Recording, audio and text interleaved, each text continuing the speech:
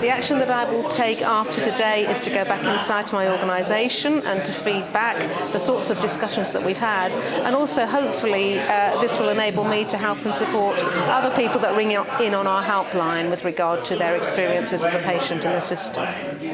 Getting together with my management people, say at the Trust in Hastings, I'm the rheumatologist for the Conquest Hospital, say in Hastings, and so we tend to communicate to each other via email. I'd rather sit down at a round table like today, and talk about these issues, not just with an individual manager, but say the whole management team.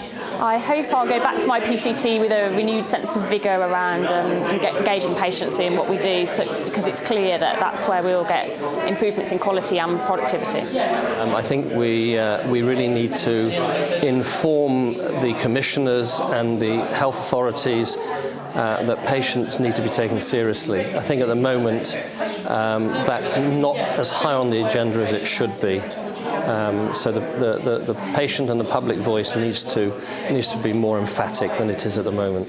I think I'll make it a priority for me to work more effectively with the provider part of our organisation. Absolutely, to get on the internet and start using these modern ways of working. So, getting a bit old in the tooth myself, so it's a whole new world, and I think it will be a major success for us.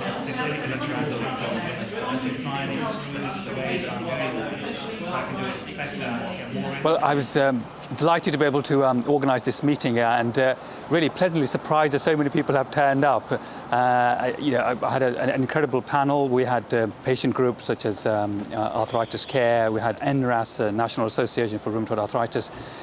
We also had a representation from the GMC, which I was very grateful for. In addition, I had my own chief executive here, Glenn Douglas, who shared some very personal stuff that had happened in the within the trust and what we've learned about patient feedback and the importance of that, and how that could have avoided a significant tragedy and a patient illness. But most importantly, I had David Nicholson, and I was really very privileged to have his input and to really not only be here for his own bit, but to actually listen to the others' contribution and some of the discussion with the floor. So that was very valuable to have his contribution, but also to have him demonstrate how important he feels patient involvement is, and how we need to build on the different activities that all of us are doing and to make them much more systematic and much more national.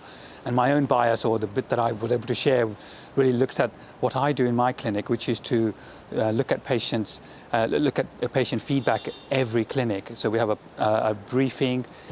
Every patient gets to get a questionnaire before they come in, which is to do with their visit.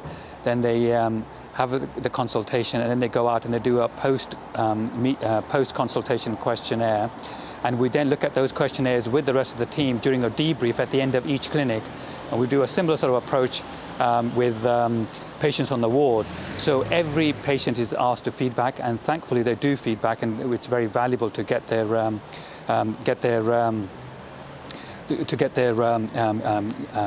guidance, and then to learn from that and then make some changes. So every clinic, if we get a feedback that, I wasn't looking enough at the patient, and then, I make sure that I'm looking enough at the patient, someone who's hard of hearing, so they're able to lip read rather than, wait for them, rather than just think that they're hearing everything that I'm saying while I'm making notes. So we can do endless number of small changes which we've done and we're continuing to build on.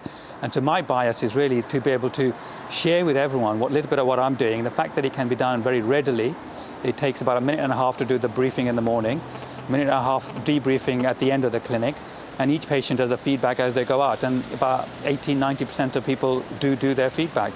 And that can be done part of your normal clinic. Now, it doesn't need any major investment from anywhere. It doesn't need any great new set of personnel to do this. It can be just done in our everyday clinical activity. And so my wish and aspiration was to share some of what I was doing with the group gathered here, and more widely within the health community, both here and overseas. So they can help me formulate what I'm doing, improve what I'm doing, get it to be more productive, and to be able to then use these approaches more widely so that we're able to provide a better service and better experience for our patients. And there's plenty of evidence that by paying attention to these small details, you get better outcomes. And the other thing to keep in mind is that only half of what we prescribe for patients with chronic diseases do they take. So half of the patients we think we're treating very appropriately don't take their treatment. So we're not succeeding in being able to really address the needs of many of our patients. And this was really an attempt for me to improve my own understanding and to share a little bit of what I do. So what I have done is created a website which will capture all the content from today. Everyone's been asked to declare an action that they will take, and they will then be reminded of that action in due course. And all the content that we've shared during the meeting this morning